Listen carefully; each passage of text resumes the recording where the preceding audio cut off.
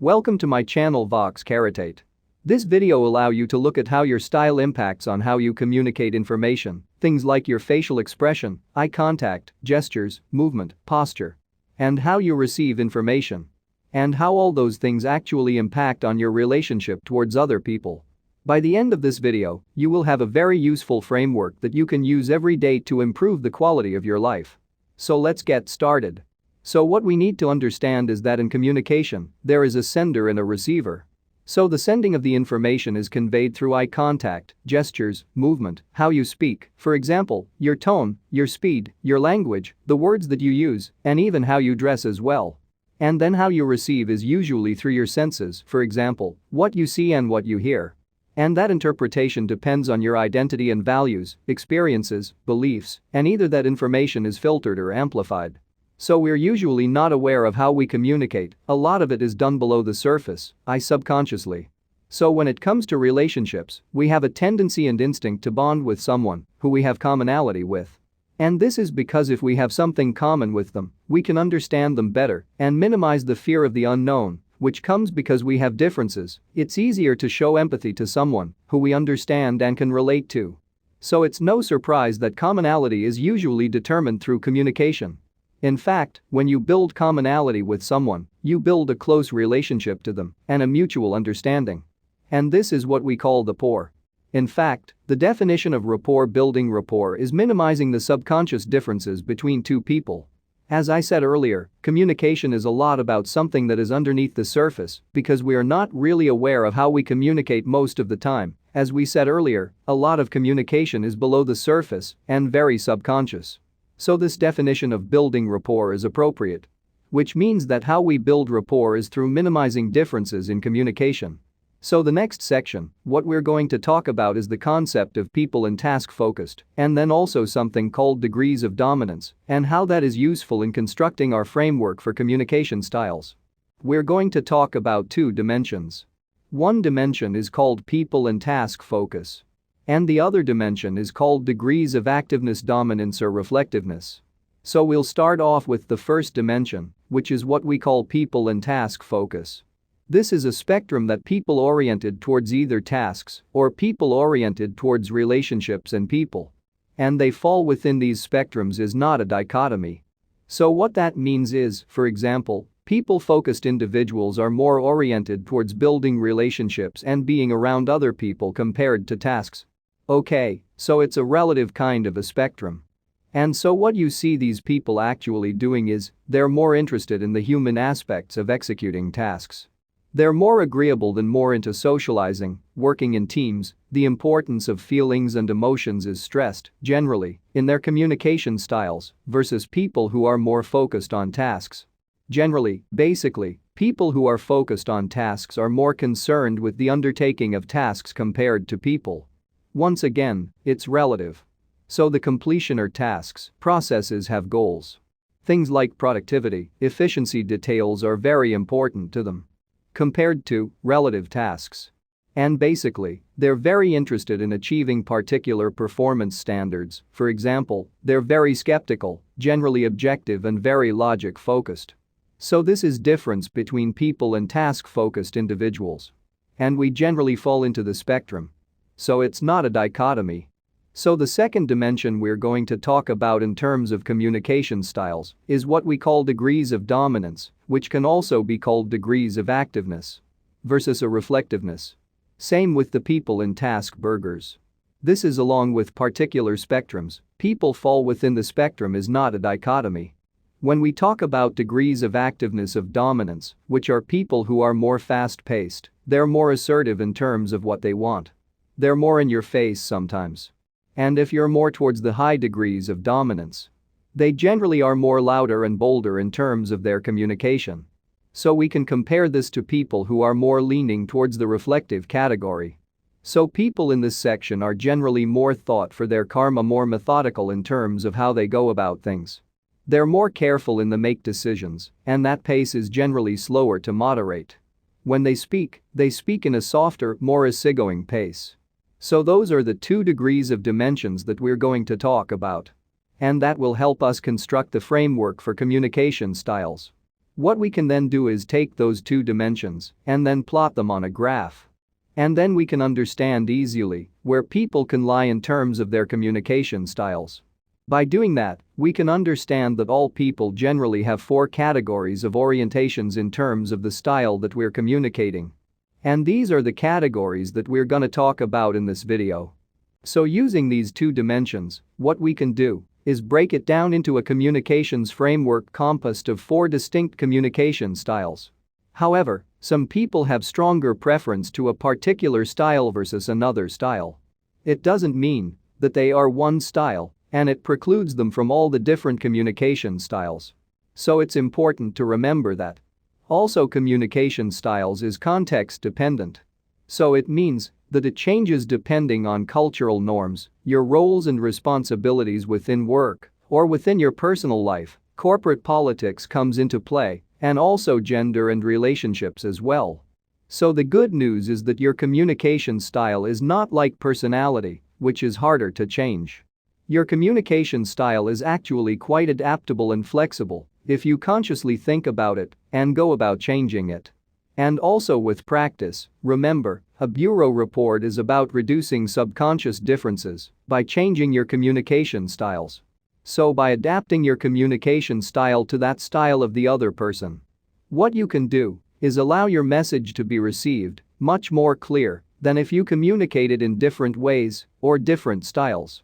So as I mentioned, communication styles is about how you receive information and how you convey information, driven by the context and the situation. So all you do is examine the communication styles by looking at the following areas to differences in the motivation and drivers of each particular style, how your style influences the energy and pastes, things like movement and gestures, facial expression, eye contact, and the posture, and how each particular style also changes how you speak and interact with other people. So these observables will allow you to easily identify the style of the person you're talking to. Then afterwards, I'll give you some tips about how you can adapt to a particular style. So you can reduce the subconscious differences between you and the other person and improve your relationship with them. And then finally, I'll give you some behaviors to avoid when you're interacting with individuals of each particular style. Because some behaviors may be responsible for destroying rapport with the other person. Just a final note is that a person's communication style is a preference and default behavior. So it's important to emphasize here that preferences can be changed consciously with practice and experience. So with that in mind, let's get into it. So people who focus individuals have high degrees of dominance and activeness, or what we call self-oriented communication style. We can think of these people like stereotypical motivational speaker. The internal motivations and values of these people, being around people and building relationships. Because the focus is around themselves. It's an ego-driven exercise and behavior, and tried to show their expertise. They value imagination, they also value competition, because competition helps them validate themselves. In terms of the energy and pace, they usually faster, very energetic, very passionate, and very emotional, and very instinctual when they make decisions. When it comes to their movements and gestures, it's usually very large, busy gestures. They're not afraid to take up the space in front of them. And when they walk very fast. So in terms of the facial expressions, they have very expressive facial expressions, very animated, and they have very strong eye contact. When it comes to their posture, they're very forward-leaning, they like to take up space, and they're not afraid to take up your space. So in terms of how they speak very fast. They think out loud. It's like they're thinking and they're talking at the same time. And they're talking about their thought, because that's how they process information. When they're talking as well, they like to take a lot of tangents.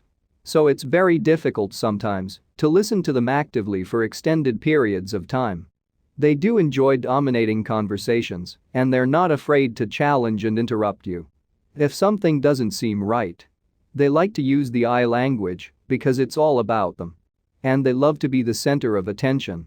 When they're talking, they'll absorb concepts and big ideas. They're usually future-driven and very creative. So examples of people who might default into this particular communication style might be salespeople, motivational speakers. If you visit people in the office or their homes, people with self-oriented communication styles, you'll find they usually have photos of themselves, and sometimes with other people, and usually famous people. In terms of how you adapt your communication styles to the communication styles of people within this category, what you need to do is you need to acknowledge and recognize them and their ego, because they love dominating conversations. It's important to let them talk, tell them how they matter. What is the benefit or relevance to them? You also need to make sure that you're matching the high energy that they're exhibiting. You're talking faster, you show enthusiasm, you're showing passion. Because if you don't do that, they might interpret that as you're not passionate about what you're talking about. So why should they be passionate about it? It's important if you talk softer to talk louder and more assertively and more confidently. So the slogan for these people is be interesting and tell me what's in it for me. When it comes to how not to talk to these people, it's important that you don't talk around topics that have no relevance to them. Your pace is too slow. If you're not passionate enough, you're too laid back. As I said, if you don't have gestures or expressiveness of facial expression, they can see that as uninteresting. You want to make sure that you're going to talk about details or processes that how, if they're talking about the idea, you don't challenge them when they lie, because they can see that as a personal attack or criticism. And they don't take criticism as well. So what usually happens is they would deflect the conflict. So in summary, self-oriented communication style, people are very people-focused individuals with high degrees of dominance and activeness. They're focused on the ego, being the center of attention, and being around people. They can show their expertise, their imagination, and compete with them to be the best. People within this category have very high energy. They're very emotional when they make decisions, and to have very strong body language, very expressive body language. And when they speak, they talk about themselves and big ideas and concepts. So what we're going to talk about now is what we call group-oriented communication styles. People within this category are more people-focused individuals, and they lean towards more reflectiveness rather than activeness or dominance. People within this group can be thought of like a counselor. The internal motivations and drivers of these people are generally around peace, harmony, or consensus-driven collaboration. That focus is usually on group dynamics and relationships. In terms of the energy levels of these particular people in the pace is usually very easygoing, very moderate and slow. And the energy is conveyed as open, warm and personable energy. In terms of the movement and gestures, they have soft gestures, open palms, usually to gain trust. They exhibit more patience, they are less time sensitive, and they generally don't place too much pressure when they're communicating as well. In terms of the movement and gesture, in terms of facial expression and eye contact, they have very caring facial expression, very soft facial expression. And the eye contact is very gentle and very focused, but not always staring at us, sometimes looking away to create empathy and not to be too aggressive. When it comes to posture, grip-oriented people have non-threatening postures. They avoid facing directly to you. They may face in an angle or 90 degrees to you to minimize the interpretation of threats and not be they do persistence. So how do they speak? Well, the tone is usually very moderate paced. They enjoy conversations about you and finding more about you.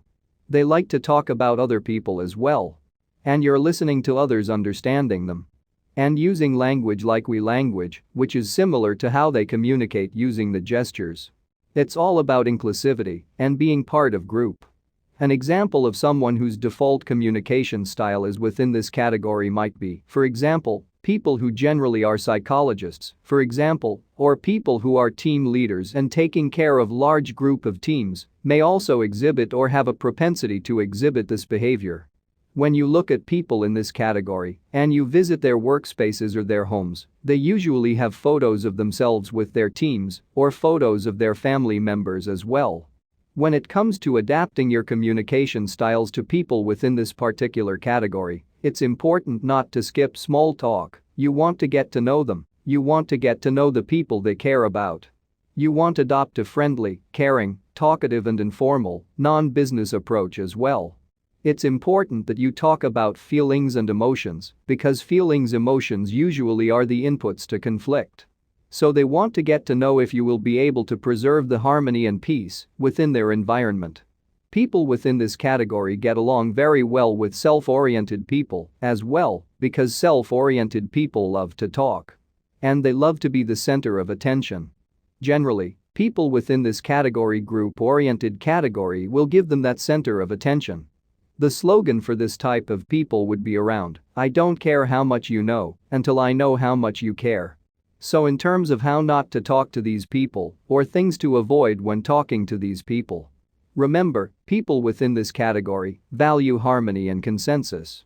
So if you're trying to challenge them, if you're trying to pick a fight with them, then that will really put them outside because they're conflict avoidant. So it's important that you don't make decisions or you get them to make decisions without group input because the consensus for them is very important. So if you want to make a decision or if you want them to make a decision very quickly, you need to make sure that you've spoken to people within their team or people that are associated with them or people they respect.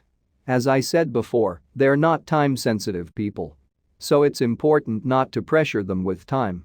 So in summary, group-oriented communication styles individuals, although they're focused on people, they're focused more on how people interact with each other. So they focus on the harmony and group consensus. They have very soft body language in terms of their eye contact movement, their language is very inclusive, and they love listening to people and talking with people about their feelings and emotions. So we then have people who are very task-focused individuals, but with a high degree of dominance and activeness. And we call these people achievement-oriented communication style. So you can think of this like a stereotypical sergeant major. People with this particular communication styles as a default generally focus on the bottom line, the results, the big picture. They are achievement-driven. So it's all about getting something done. And as a result, they're very time-sensitive. They just need enough information to make a decision or to execute on whatever task they're assigned with or that have to do. In terms of their energy, it's very controlled, it's very assertive income walk across, sometimes as very aggressive. So sometimes it's very difficult to build relationships with these type of people. Obviously, because they're not people-focused individuals. But in terms of their pace, they're very fast. And it's very determined and persistent energy when it comes to the movement and gestures. They have very deliberate gestures, it's a lot of chopping of their hands, very directed pointing, giving instructions, it's very purposeful movement, when they walk into somewhere, they walk in a straight line. They have a very strong confident body language. So in terms of the facial expressions, eye contact, that very serious than facial expression, very businesslike, most of the time. In terms of the eye contact can be very strong and can be overbearing, sometimes very fixed. The posture is very confident, very erect. So when they're speaking, they speak in a very firm and very strong tone. They don't waste words. And when they're asked to do something, they usually say yes, when it's very formal, very authoritative, very sure kind of tone. We can think of people in this category, or people who default in this category, like for example, senior executives, because of the roles and responsibilities they given. Someone, for example, like Donald Trump will be a good example of someone who defaults within this communication style category. When it comes to talking to people in this communication style and adapting your style, it's important that you give them direct answers. You're to the point and succinct. When you're talking about projects, for example, or a conversation, talk about the outcome and results. Be prepared if they ask you information, that you can be able to provide it. And when you're saying something, say once and say, well.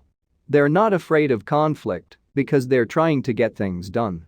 So this could be very off-putting also for consensus-driven communication styles, or even for people who are self-oriented, because they might see it as a personal attack or criticism. The slogan for this people are, don't beat around the bush, tell me straight. So how not to talk to these people, or points of conflict with people who are achievement-oriented, is don't waste their time, make sure you're on time. And don't waste your time with unnecessary information. When you do something and something goes wrong, make sure you don't make excuses, just take responsibility. And they will respect you for that. In terms of failure, if you're delegated with a particular task, which they think it's easy, and you don't do it properly, then this can put them offside with you. So it's then very difficult for them to trust you again. In summary, people within this particular communication styles category have a high degree of dominance and activeness. And coupled with a very strong task focus. So it's all about the results. It's all about the big picture. And the bottom line, they make decisions very fast, they're not afraid to create conflict, to get things done. And their body language, the energy, how they speak, follows along with them. They're very burned their thoughts, it's very certain, and very deliberate and very controlled. The next communication styles category, what we call process or detail-oriented communication styles. So people who are task versus individuals, but also lean towards more reflectiveness rather than activeness dominance. So similar to the group-oriented people, but group-oriented people generally more people-focused, whereas process, detail-oriented people are more task-focused individuals. So you can think of people within the process detail-oriented communication style, like a university professor, in terms of the internal motivations, drivers of people within this communication category. You have people who are very detail-focused, high attention to detail, they like information, they're concerned with correctness, precision, they like options, processes, the steps to getting to things and logic. In terms of their energy and pace, they're very low energy cautious and very slow. They don't like too much movement or gestures because they can interpret those movement and gestures as distractions. So in terms of facial expressions, they don't have a lot of facial expressions, it's quite minimal. And the eye contact, they generally quite avoidant or have very minimal eye contact. In terms of their posture, very laid back. It's very non-reactive posture. In terms of how they speak, similar to the body language, they have very considered, very slow-paced, very thoughtful with their words that have very mutual tone. And they're concerned with questions of why and how. So they're sometimes within their own mind. So maybe examples of thinking about people within this communication styles category might be thinking about people like Albert Einstein or Stephen Hawking, that people who have process-oriented jobs, for example, programmers or accountants, generally have a propensity to fall into this communication styles category or default into this communication styles category. Remembering that people are different depending on the circumstances. So in terms of adopting, you can ages and styles to communication styles of people within this particular category. It's important when you're talking to them to be considered timely, low-key, and don't fluff around.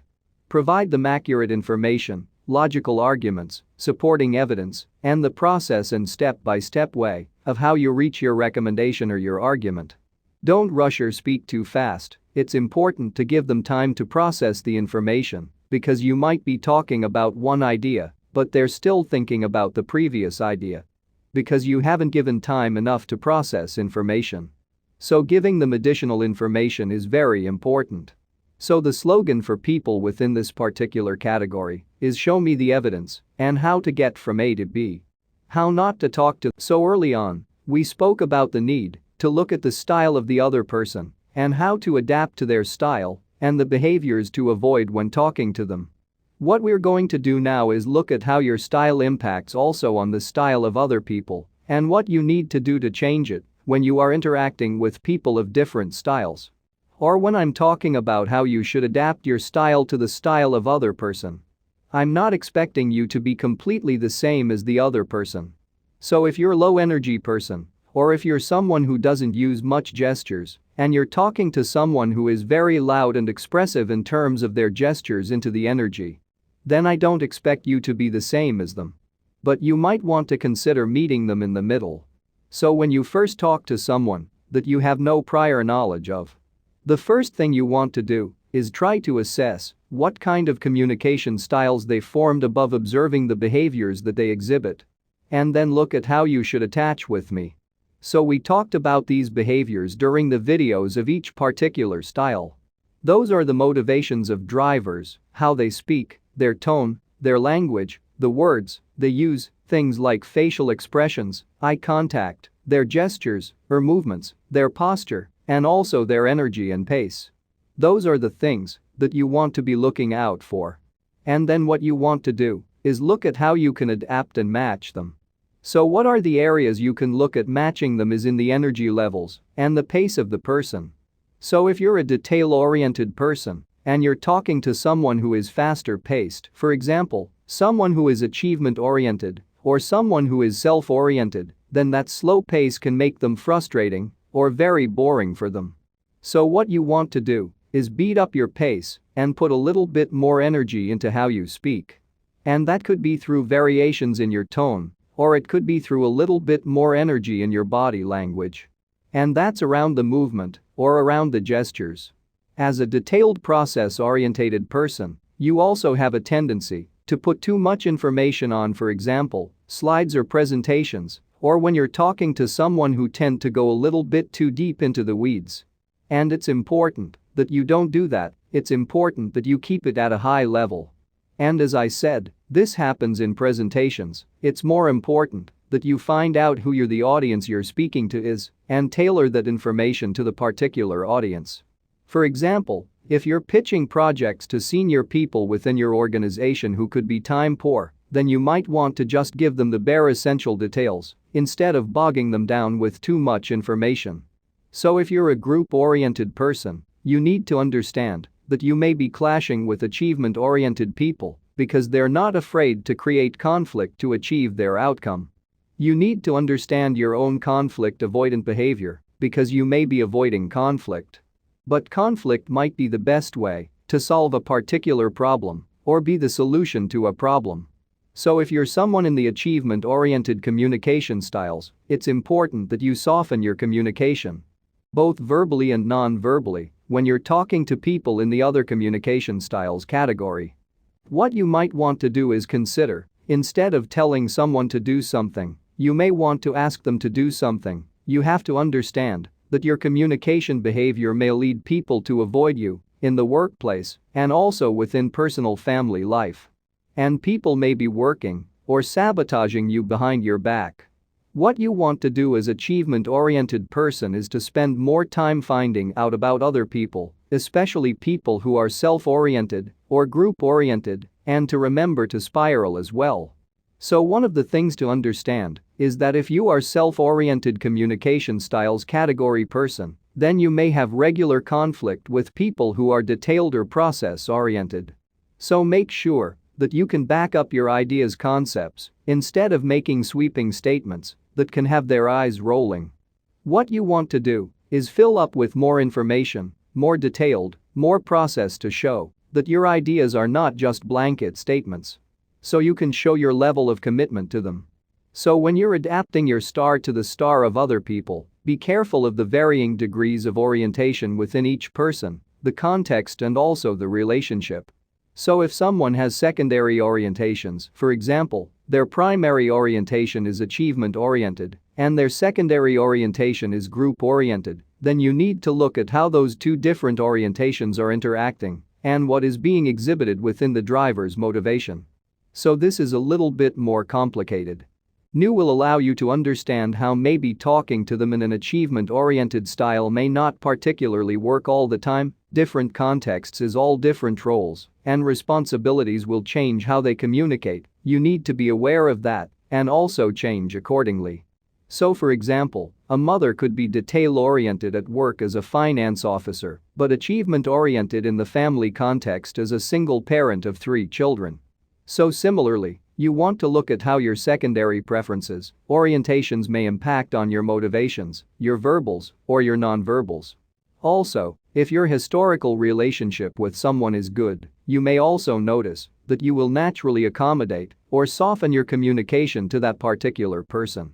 And likewise, if your relationship is bad, then you will create filters to receive information in an unresolvable way and potentially communicate information in a hostile way.